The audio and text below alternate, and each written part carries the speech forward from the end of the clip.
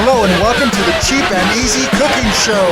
What's up, my peeps? If you like my content, please subscribe and share. Don't forget to hit that bell notification so you don't miss a single episode. Hello and welcome to the show. So glad you're here. Today, we will be making bell pepper boats. If you like my content, please consider hitting that subscribe button. Let's get into it. Besides the bell pepper, onion, squash, and tomatoes, including cilantro, I also added sweet corn. Corn. In this recipe, you can add ground chicken, ground pork, ground beef, or you can use a meat substitute. And cooking beef, chicken, or pork is pretty standard. Heat it up to 165 just to make sure it's fully cooked, because you're only cooking the bell pepper just to make it soft, and it may not be enough time for the raw meat to fully cook.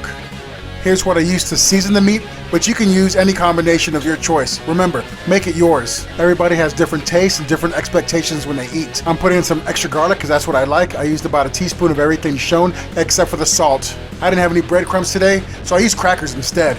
I used about a half a cup of each veggie, including that sweet corn. Can you guess what I'm doing?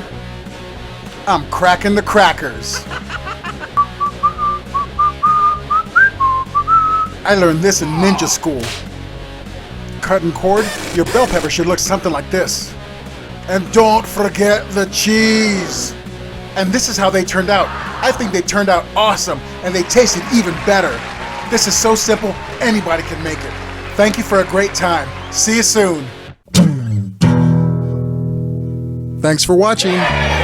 Don't forget to like and subscribe.